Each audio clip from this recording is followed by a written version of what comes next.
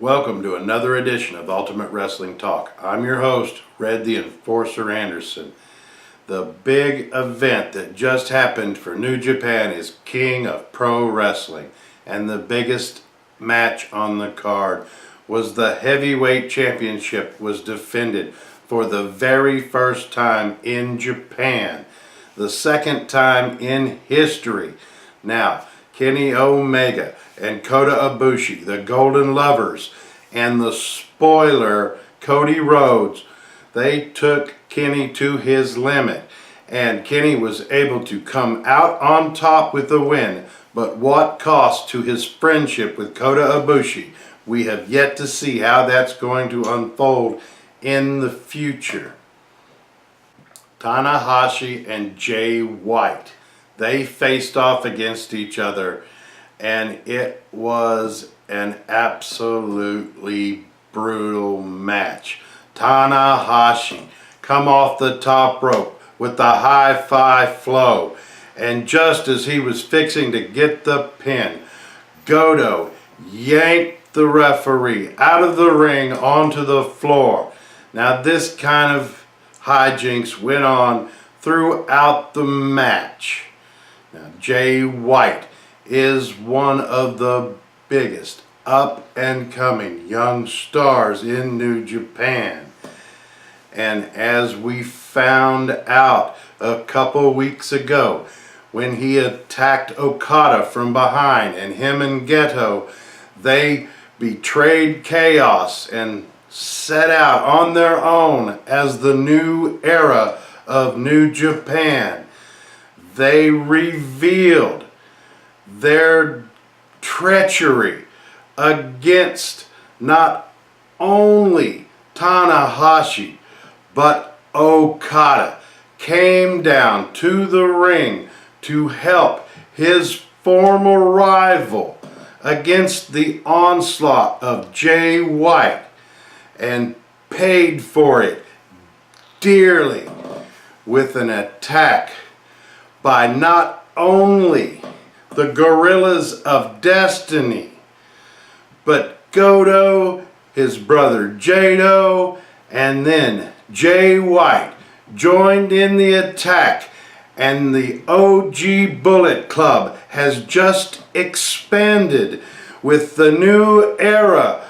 Jay White and Goto, along with his brother Jado, have all joined forces with the OG Bullet Club in what is going to be one of the most vicious factions we have seen to date. They are reclaiming the Bullet Club for their own. They're kicking the elite to the curb, and they are marching forward with a new agenda headed by Gato. And let me tell you, he is one of the most evil men on the planet. If you haven't checked it out, you have to go to NJPW World and check it out. It was a fantastic show. And that wasn't all. It continued. We saw Marty Scurll face off against Kushida for the light heavyweight championship of the world. It was vacated when Hiromu suffered a career-ending neck injury. He may or may not be back, but they had a tournament to decide who was going to be the new champion. And the two in the final match was Marty Scurll and Kushida. Kushida managed to come out on top and become the 6-time junior heavyweight champion. Now, okay, we talked about the OGBC earlier, and they took on the Young Bucks as well as Chase Owens and Hangman Page. It was a knockdown drag out. These two Bullet Club factions have been going at it for the last couple months, when the Tongans come out and said that they were completely tired of the watered down version called the Elite, and they are taking back the Bullet Club for their own. Now, they fought from pillar to post, and it was a knockdown, drag out, jumping off the top rope onto the floor fiasco. It was an absolutely must-see match. It is worth a watch if you haven't checked it out. Like I said, you can go and check it out. It's worth a subscription. I cannot say enough how much I enjoyed this show. Minoru Suzuki, he took on the Stone Pitbull, Ishii, and it was a slugfest. They don't call it strong style for nothing, because they literally beat the heck out of each other in the middle of the ring, trading blows back and forth. I absolutely love the match, and I hope you get a chance to check it out. Which brings us to our highlight of the evening. Los Ingobernables de Jamón have been teasing for the last week that they were going to be announcing their newest member. And they revealed that the Dragon, Shingo, is the newest member of LIJ. He is a former Noah champion.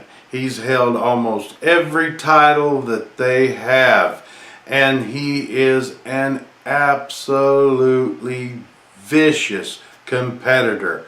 He was once Naito's sparring partner in the New Japan Dojo. The big surprise of the night was during the entrance of Evil versus Zack Sabre Jr. Evil was viciously attacked from behind by one of his own entourage, which turned out to be none other than the Intercontinental Champion, Chris Jericho. Now, he has set his sights on completely destroying Evil, and I cannot wait to see him face off one-on-one against the Lord of Darkness. This is going to be one heck of a match. I hope that you check it out. You can go to New Japan World, subscribe. It is worth it. If you have not seen King of Pro Wrestling, you need to check it out. It is worth a watch. Speaking of Los Ingobernables, El Presidente Rush, the leader of Los Ingobernables in Mexico, is coming to Major League Wrestling. I cannot wait to see Rush north of the border. I've seen him in CMLL, I've seen him in New Japan, and he is worth a watch.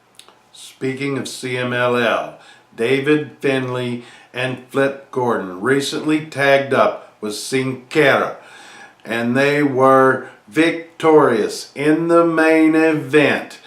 David and Flip are getting a big push south of the border, and I'm telling you, if you haven't checked these guys out, you need to look them up. They are two of the up and coming young stars in the business. Speaking of Future of Honor, my pick for one of the up and coming young stars is Luchasaurus. If you haven't checked him out, he is worth a watch. He is absolutely monstrous. He was featured on Future of Honor, Ring of Honor's weekly show on YouTube, where they showcase young up-and-coming talent, and he is absolutely a monster. He's been wrestling in Mexico, he's been wrestling in Lucha Underground, and he's made his way to Ring of Honor, and I cannot wait. He is absolutely fantastic and worth a watch. Hangman Page is my pick for Breakout Wrestler of the Year. If you haven't seen him, you need to check him out. It is a must-see. I've said it before, I believe he is the future of professional wrestling, and you have to check him out. Now, my pick for Women's Breakout Wrestler of the Year is Tessa Blanchard. She is jacked. She looks just like her daddy, and she is the current Impact Women's Wrestling Champion, and she is absolutely fantastic. Now, my pick for Breakout Match of the Year is Jay White versus Okada from the G1 Climax. It is an instant classic, and if you haven't seen it, it is a must-see. You need to check it out. It is worth a watch. D-Generation X is back. Shawn Michaels is coming out of retirement, and him and Triple H are going to be facing off against the Brothers of Destruction, Kane and The Undertaker. And I cannot wait for the Attitude Era to return to the WWE. It is about time. If you like this video, I hope you subscribe and continue to follow us. You can follow us not only on YouTube, but you can now follow us on Facebook. And I can sincerely say thank you for all your views. Continue to watch, and I'll see you again next time.